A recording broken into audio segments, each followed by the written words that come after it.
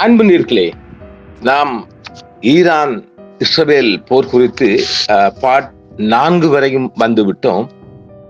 அது பார்ட் 4 என்பது மிக அவசரமாக திரட்டிய தகவல். இப்போது நாம் பார்ட் 5க்கு வருகின்றோம். நாம் பார்ட் 1, 2, 3, 4 நாம் அடித்து ஆணித்தரமாக சொன்ன விடயம் என்ன? ஈரானுக்குள் நூற்றுக்கணக்கான மொசாட் உளவாளிகள் நுழைந்து விட்டார்கள். பாதுகாப்பு ஓட்டை.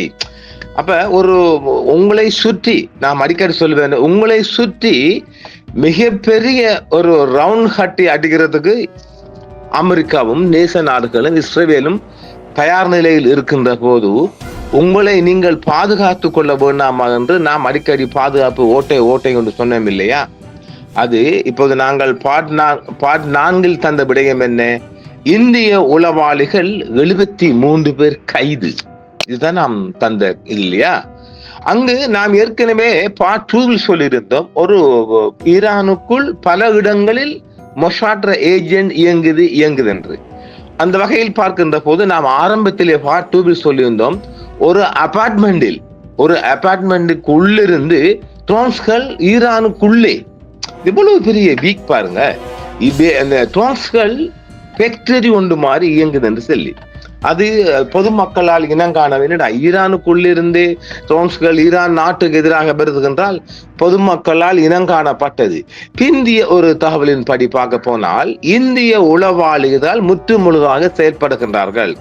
இது இந்திய இராணுவத்திலிருந்து தேர்ந்தெடுக்கப்பட்டவர்களா அல்லது ரோவில் இருந்து எடுக்கப்பட்டவர்களா என்பதற்கு இன்னும் ஆதாரம் வரவில்லை. வந்த பின்பு நாம் அதை தர இருக்கின்றோம். நான் நினைக்கின்றேன் இந்த இந்தியர்கள் கைது என்ற செய்தி உலக பரப்பில் வராது. ஏனெனில் இந்த யூடியூபர்ஸ் எல்லோருமே இந்தியர்கள் இல்லையா?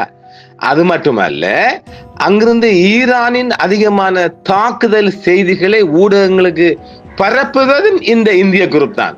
பாருங்க, இவன் இந்த கரி வேலையை, நாசமா வேலைய ஏற்கனவே இலங்கைக்குள்ள புகுந்து தமிழனுக்கு எதிராக இந்த இந்திய பன்னாட பரதேசிகள் செஞ்சானுகள், இந்த மூத்திர சங்கிகள். இப்ப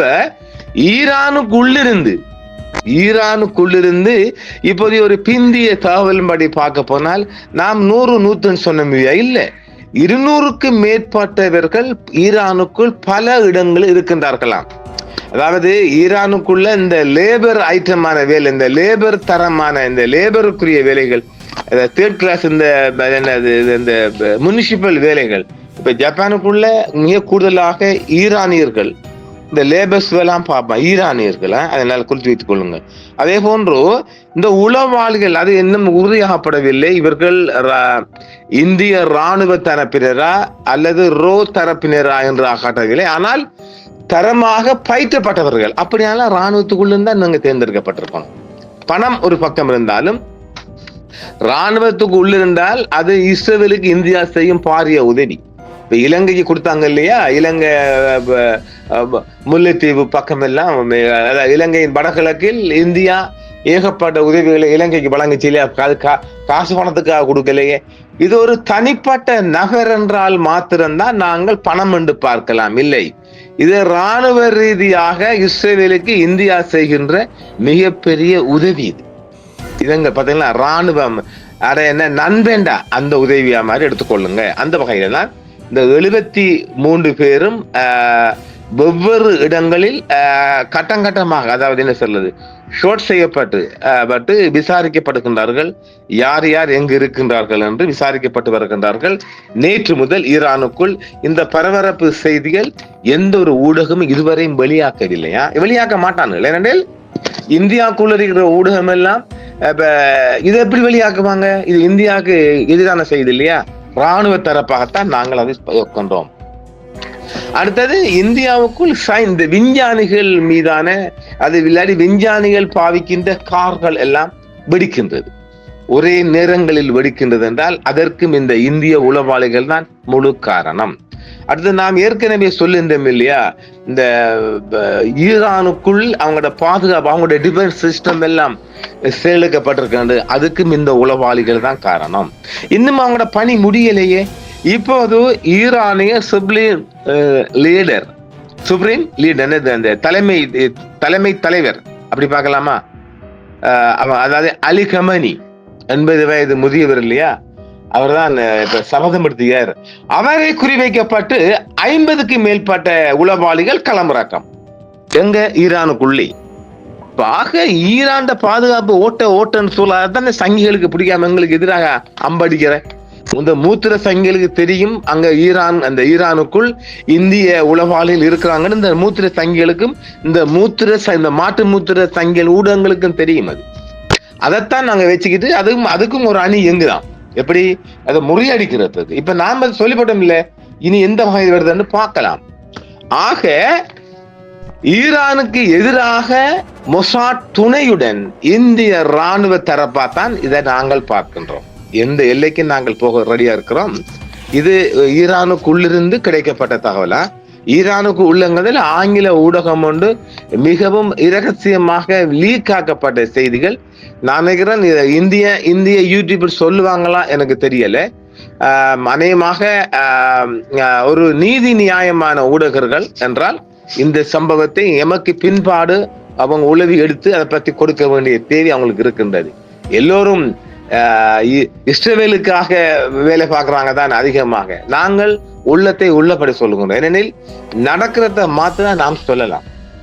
இது ஒரு வெளிவராத தகவலைத்தான் நாமல் பார்ட் 4 பார்ட் 5 மூலமாக தருகின்றோம். அடுத்தது ஈரானுக்குள் இன்னும் அந்த ஈரானிய ராணுவ ஹெட் குவார்டர்ஸ்கள், இந்த உளவு ஹெட் குவார்டர்ஸ் இந்த வகையில தான் அதாவது இவர்கள் சரி அப்படி ஒரு கேள்வி வரும் இல்லையா, இந்தியர்கள் எப்படி நுழைந்தால் ஈரானுக்குள் வேலை வாய்ப்புக்கு எத்தனை பேரும் போகலாம்.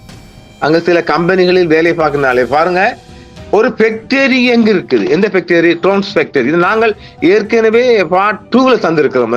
ஒரு அபார்ட்மெண்ட்ல இதுக்கண்டு எல்லாம் மொசாட் எல்லாம் லிங்க் இருக்கு. ஷட்டலைட் தொலைபேசி மட்டுமல்ல, அவங்க நேரடியாக டெல் அவிவில மொசாட் தலைமையுடன் தொடர்பு கொள்ளக்கூடிய அத்தனை பேர்களும் நாங்கள் 100-150 சொன்னோம் இல்லையா, 200க்கு மேற்பட்ட உளவாளிகள் இந்திய ராணுவ தரப்பால் தான் தெரிவு செய்யப்பட்டவர்கள் அல்லது பயிற்சி பெற்றவர்கள். முதலாக அவர்கள் நேரடியாக இஸ்ரேலுக்குள் சென்று பயிற்றப்பட்டு அங்கிருந்து வந்து மீண்டும் இந்தியா ரிட்டர்ன், ஏன்னா ஈரானுக்கு இஸ்ரேல் ஊடாக அவங்க போகக்கூடாதுல்ல, அதற்காக மீண்டும் அவர்கள் இந்தியாவிற்கு நுழைந்து வேலை வாய்ப்பு மாறி சில கம்பெனிகள் ஸ்பான்சர் மூலமாகத்தான் போயிருக்கிறார்கள். இதையெல்லாம் தற்பொழுது இமிகிரேஷன் ஊடாக இந்தியர்கள் யார் நுழைந்தார்கள், இந்தியர் மட்டுமல்ல இளைஞர்களும் நோட்டு பண்ணப்படலாம். ஏன்டே இலங்கைக்கு இருக்கிறாங்க, பணத்துக்கு செய்கிற பாட்டியம் இருக்குது. இது அரசியல் ரீதியாக நாடுகளுக்கு இடையிலான ஒப்பந்தம் ரீதியாக, அதாவது இப்ப முஷார்காரன் வெள்ளக்காரன் தான் அவன் மூஞ்சி அங்க சந்தேகப்படுவாங்கல்ல, சந்தேகம் கொள்ளா முடியாத அளவுக்கு வேலை வாய்ப்பு பெற்று சீக் எம்ப்ளாய்மெண்ட் என்ற ரீதியில் இந்தியர்கள் நுழைந்திருக்கின்றார்கள். வேற அவங்க டூரிஸ்ட் மாதிரி நுழையல, அவர்கள் கட்டமாக அங்கிருந்து இஸ்ரேலுக்குள் சரியான முறையான பயிற்சி பெறப்பட்டு அவங்க தொழில்நுட்ப டெக்னிக்கல் ட்ரைனிங் எடுத்துக்கொண்டு தான் போய்க்கிறாங்க. அதை இப்பொழுதுதான் ஈரான் கண்டுபிடிச்சு. அதைத்தான் நான் ஆரம்பத்தில் சொன்னேன். அதாவது ஒரு குறிக்கப்பட்ட உயர்மட்ட தலைவர்கள் எப்படி குறிவைக்கப்படுகிறான்னா அங்கு உளவாளி இருக்கின்றான். நாங்க சொன்ன துல்லியமா நரவுல சரியான பாக்குறான் செய்யறான். அதற்கான விடை நாங்கள் தந்து விட. ஏனெனில் எனக்கு இது உறுத்திக்கிட்டே இருந்துச்சு, இது என்னடா நடக்குது, ராணுவ ரீதியாக என்னடா நீங்க எல்லாம் ராணுவ ரீதியாக சொல்றீங்கன்னு. இதை நாம ஒரு முடிவு காணப்படும் ஒவ்வொரு ஆய்வுலையும் நான் சொல்லி வந்தது, உள்ளுக்குள்ள உளவாளி இருக்கிறான் இதை பிடிபட்டுட்டு. அப்ப நான் சந்தேகப்பட்டதெல்லாம் உண்மையிலே இஸ்ரேல்காரன் தான் உள்ளுக்கு இருக்கான், இல்ல இந்தியன் தான், ஒட்டுமொத்த இந்தியன். அங்க ஒரு இஸ்ரேல்காரன் கிடையாது, ஒட்டுமொத்த இந்தியன். அது தமிழ்நாட்டை சேர்ந்தவரும் இருக்கல, அது சொல்ல தெரியாது, அது இன்னும் சரியாக பார்க்கல. இவனுங்களை கழுத்தை ஒட்டணும், அதாவது தூக்கு தண்டனை இவங்களுக்கு எல்லாம் கிடைக்காது. என்றால் அலி கமேனி அவர்கள் மிச்சம் உறப்பிலையும் கட்டுப்பிலையும் இருக்கிறார். இவனுங்களை கொல்லணும் என்று ஏற்கனவே நாம் ஒன்று சொல்லியிருந்தோம் இல்லையா, பார்ட் 4ல. அதாவது கட்டாருக்குள்ள இந்த இவங்களை பலஸ்தீன் தலைகளை அங்க வச்சே கொல்லுவதற்காகத்தான் உழவு பார்த்துக்கிறாங்க. அதை கட்டார் கவர்மெண்ட் பிடிச்சிச்சு. கட்டார் அரசாங்கம் 7 பேரை பிடிச்சி இந்தியா பேச்சுவார்த்தை பண்ணி அங்கிட்டு பேச்சுவார்த்தை பண்ணி ஆக்களை நாட்டுக்கு ரிமூவ் பண்ணிட்டான். அந்த 7 பேரும் இப்ப களத்தில் இருக்கிறாங்க. பாத்தீங்களா எங்க இருக்கண்டு, எங்க கட்டாரால் இனங்காணப்பட்டு விடுவிக்கப்பட்ட அந்த நாய்களும் இப்போது இந்த களத்திலும் இருக்கின்ற ஈரான் களத்தில் இருக்கின்றாங்களாம். அப்ப இந்த நாய்கள்ல கழுத்தை வெட்டாம, இவனுங்களுக்கு தூக்கு தண்டனை கொடுக்காம, ஓங்கிய ஒரே அலி என்னது உமர் அலி அவர்களின் வாழ வச்சு வெட்டாம இந்த மாதிரி வேலை பார்க்கிறவங்க அடங்க மாட்டாங்க. யாரா இருந்தாலும் ஈரான் இவங்களுக்கு பகிரங்கமாக எந்த பாவ மன்னிப்பும் கொடுக்காம உடனே கழுத்தை வெட்டணும் இவர் ஆனார். அதைத்தான் நாம் மீண்டும் ஆழமாக எரிச்சலூட்டி பேசுகிறோம். எட்டப்பர் கூட்டங்கள் உங்களுக்கு என்ன தேவைக்கிறா? இஸ்ரேலுக்காரன் அவனு மோதினா இந்தியா சங்கி உனக்கு என்ன அங்க வேலை, நீங்க அங்க உழவு வேலை பாக்குறாய். எனவே அது நிச்சயமாக ஈரான் பாவம் மன்னிப்பு கொடுக்காது. இந்தியா உடனே இப்ப ஜெய்சங்கர் பேச்சுவார்த்தை பண்ணுவார் பாருங்க. ஐயோ எங்களோட வேலைக்கு போனவங்க எங்களுக்கு அது அந்த மாதிரி எல்லாம் பண்ணாதங்கன்னு கெஞ்சுவாங்க. நான் நினைக்கல ஈரான் சொந்த நாட்டுக்காரனை பார்க்காமையே தலைவட்டுற கூட்டம். இவங்களை விடுவாங்களா? இவங்களை விடவே கூடாது. இந்த இந்திய உளவாளிகள் தற்பொழுது சுப்ரீம் லீடர் அலி கமேனி அவர்களின் நடமாட்டத்தை கண்காணித்து உடனடியாக மொசாட் தலைமையத்துக்கு அறிவிப்பு கொடுக்க வேண்டும் என்ற நோக்கில் சுமார் 30க்கும் மேற்பட்ட இந்திய உளவாளிகள் ஈரானுக்குள் சுற்றுவதாக ஒரு தகவல் பிந்திய தகவலாக கிடைத்திருக்கின்றது. அந்த வகையில் பார்க்கின்ற போது அலி கமேனியை குறிவைக்கப்பட்டிருக்கின்றார். அலி கமேனி அவர்கள் சுப்ரீம் லீடர் அலி கமேனி அவர்களை அவர்கள் இருக்கும் இருப்பிடத்தை வைத்து தாக்குதல், துல்லியமான ஒரு தாக்குதல் நடத்துவதற்கு இஸ்ரேல் தயார் நிலையில் இருக்கின்றது. அதாவது கடந்த 24 இந்த பதிவு நாம் அனுப்பும் வரைக்கும் கடந்த 24 மணி நேரமாக சுப்ரீம் லீடர் அலி கமேனி அவர்களை கொல்ல வேண்டும் என்ற கொலை வெறியுடன் உளவு நடவடிக்கைகள் இந்திய உளவாளிகள் ஈடுபட்டு மிக துல்லியமான தகவல் கிடைத்தவுடன் அந்த தாக்குதலை நடத்துவதற்கு தயார் நிலையில் இஸ்ரேல் இருக்கின்றது. அந்த வகையில் அது ஒரு புறம் இருக்க, இப்ப ஈரானுக்குள் இருக்கின்ற அத்தனை உளவாளிகளும் அவங்களோட இமிகிரேஷன் ஊடாக இனம் காணப்பட்டிருக்காங்க. அவரு இந்தியர் மாற்றுதம் அல்ல, வெளிநாட்டினர். தற்பொழுது அது ஸ்ரீலங்காக்குள் சேர்ந்து இருக்கலாம். ஏனெனில் இந்த ராணுவத்தால் என்றால் ஒரே இந்தியர் பிடிபட்டால் மற்றவர், அதாவது இப்படித்தான் பார்க்கணும் இதை. எப்படி எந்த வகையில், அதாவது இந்த ராணுவ ரீதியாக அது இங்கிருந்தும் சிலர் போயிருக்கலாம். அது ஈரானுக்குள் அவங்க தானே அறியணும். அது அவங்களோட இமிகிரேஷன்ல யார் இருக்காங்கன்னு. ஏன் அது அது அது அனைமே பலஸ்தீன், அதாவது பிலிப்பின் காரணம் இருக்கலாம். ஏனெனில் அங்கு கடமை பார்க்கின்ற விழுதலானே. இதுக்கு துருசா போனவங்க இல்லையே, அங்க வேலை கண்டு இருக்கின்ற 3 மாசமோ 4 மாசமா இருக்கின்றவர்கள். அது எப்படின்னு சொன்னால், இப்ப டக்ளஸ் தேவானந்த் அவர்களை கொல்லுவதற்கு புலிகள் 3-4 சூசைட் பெண்களை எல்லாம் அனுப்பியிருக்கு. அதாவது ஒருவர் தப்பி அல்லது பிடிபட்டு வெடிக்கப்பட்டு மிஸ் ஆயிடுச்சுன்னு அடுத்த second try, third try, fourth try. அப்ப அது ஒரு கடைசியாக நான் நினைக்கிறேன் டக்ளஸ் தேவானந்த் அவர்களை கொல்வதற்கு புலிகள் 3 தற்கொலை போராளிகளை அனுப்பி இருந்தது. முதலாவது வெடித்த போது அவர் என்ன நடக்கின்றது என்று பார்க்க வந்தால் அவரை வச்சு அந்த 2ஆம் நபர் வெடிக்க வைப்பது. அப்படி 3 தலைகள். அதே போன்று இப்ப ஏன் இதை சொல்ல வரேன், இதை நான் உங்களுக்கு அந்த கம்பேர் பண்ணி பார்ப்பதற்காகத்தான். வேற புலிகள்ல கிழமை நாம் சொல்ல வரல, அதுலயே அவர் தப்பினவர். அது எப்படி என்றால், இப்ப முழுதாக ஈரானுக்கு உள்ளிருக்கும் இந்தியர்கள் குறிவைக்கப்பட்டால் அடுத்தது இன்னொரு நாட்டை பேரை யூஸ் பண்ணிக்கொள்ளணும். புரியுதுங்களா? அதை நல்லா விளங்கிக் கொள்ளுங்க. அதாவது இப்ப முழுதாக இந்தியர்கள் அது டாக்டர் ரீதியும் அவங்கள மருத்துவராக இருக்கலாம், நேசிங்ல இருக்கலாம், எல்லா ரகத்திலும் இந்திய உளவாளிகள் இருக்கலாம் என்று ஈரான் சந்தேகப்பட்டு சொன்னால் அவங்க முழுதாக கைவிடப்பட்டு அடுத்த என்ன பண்றது, அவங்களோட பிளான் பில வரும். அந்த பிளான் பி யாரு? இன்னொரு நாட்டவர் இருப்பார். அது ஸ்ரீலங்காவும் இருக்கலாம். நல்லா புரிஞ்சு கொள்ளுங்க. இது இந்த ராணுவ தந்திரங்களில் மிகவும் மோசமான தந்திர உபாயங்கள். அப்ப அந்த வகையில் பார்க்க போனால் அது ஸ்ரீலங்கா இருக்கலாம், பிலிப்பினா இருக்கலாம். அது அந்த ராணுவ ரீதியாக இஸ்ரேலுக்கும் ஸ்ரீலங்கா ராணுவத்துக்கும் ஒரு கனெக்ஷன் இருக்குத்தானே, இல்லைன்னு சொல்லலாது, ஏற்கனவே இருக்குத்தானே. அப்ப அந்த வகையில் பார்க்க போனால் இந்தியருக்கு கூடவே இந்த மாதிரி ஸ்பைஸ்கள் இருக்கலாம். அது அவங்களுடைய இமிகிரேஷன் மூலமாகத்தான் அறியணும். நாட்டுக்குள் வேலை வாய்ப்பு கண்டு வந்த டாக்டர், நர்சிங், என்ஜினியர், ராஸ்மேன், இப்படி பல வகையான கட்டிட கலைஞர்களாக இருக்கலாம், கட்டிட வேலையாட்கள், லேபராக இருக்கலாம். இந்த லேபராக கூட இருக்கலாம். இந்த ரோட் ஆள்றவங்க, இந்த ரோட்டு வேலை பார்ப்பவங்க, முனிசிபல் ஊத்தாள்றவங்க, அந்த ரூபத்திலேயும் இருப்பாங்க. அதை ஈரான் தான் கண்டுபிடிக்கணும். நாங்க இங்கிருந்து கண்டுபிடிக்கிறோம்ல, நாம அங்கு நடக்கின்ற நிலைமைகளும் இப்படித்தான் இருக்கக்கூடிய நிலைமைகளும் துல்லியமாக நாம் சொல்லலாமே ஒழிய யார் யார் அங்க இருக்க நம்மளுக்கு பார்த்து சொல்ல முடியாது. அதுக்கு இப்ப கேட்பீங்களே இவர் போய் பார்த்தேன்னு சொல்லி, இதெல்லாம் வெளிவரா தகவல்கள். இப்ப இந்த 73 பேர் பிடிபட்டத்தை பத்தி எந்த செய்தியில வருதுன்னு பார்ப்போமே, எங்கேயாலும் போய் தேடி பார்த்துக்கு வாங்க, யாராவது இல்லாட்டி கேட்டு ரசிச்சுட்டு போங்க. எனவே இப்பொழுது ஈரானுக்குள் இந்த உளவாளிகளை களவெடுக்கும் பணிகளை இப்பொழுது ஈரானின் ஒரு படை அணி ஈடுபட்டிருக்கின்றது. அந்த வகையில் பார்க்கின்ற போனால் ஈரானுக்குள் தொழில் வாய்ப்பு ரீதியாக நுழைந்த அத்தனை வெளிநாட்டு பேரும் குறிவைக்கப்படுகிறார்கள், பார்க்கப்படுவார்கள். அவங்களிடம் சேட்டலைட் இயக்கம் இயங்கி அவங்களோட டெல் அவி ஹெட் குவார்டர்ஸ், அவங்களோட மொஷாட் ஹெட் குவார்டர்ஸை அடைகின்ற கனெக்ஷன்கள், இமெயில்கள், இன்ஸ்டாகிராம் இப்படி எல்லாம் செக் பண்ண கொண்டு போனால் டைம் எடுக்கும். உடனே கைப்பற்ற முடியும் என்றால் எல்லா சிட்டிக்குள்ளேயும் பறந்திருப்பார்கள் வீடுகள். ஏனெனில் ஒரு வில்லேஜ் சைட்டுக்குள்ளேயும் போயிருப்பார்கள்.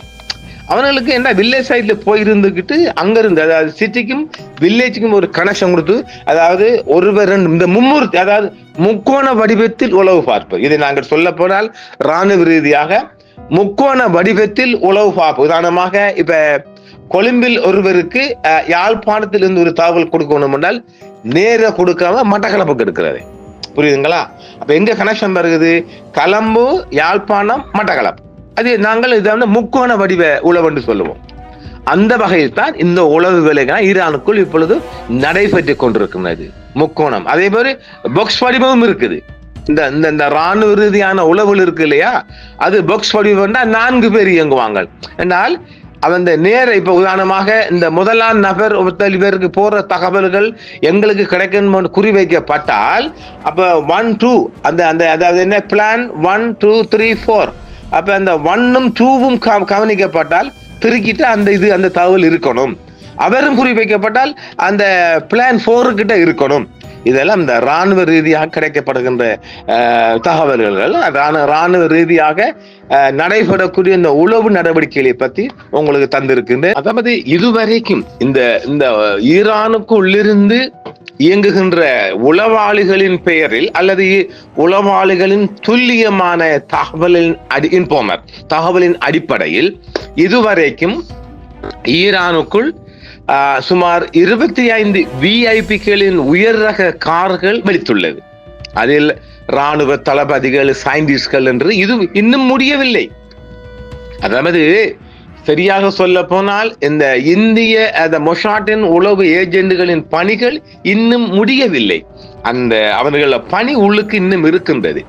ரோன்ஸ்கள் பாருங்க, மீண்டும் அதாவது ஈரானுக்கு உள்ளிருந்தே ட்ரோன்ஸ்கள் அட்டாக் பண்ணப்படுகிறது இந்த உளவாளிகளால்.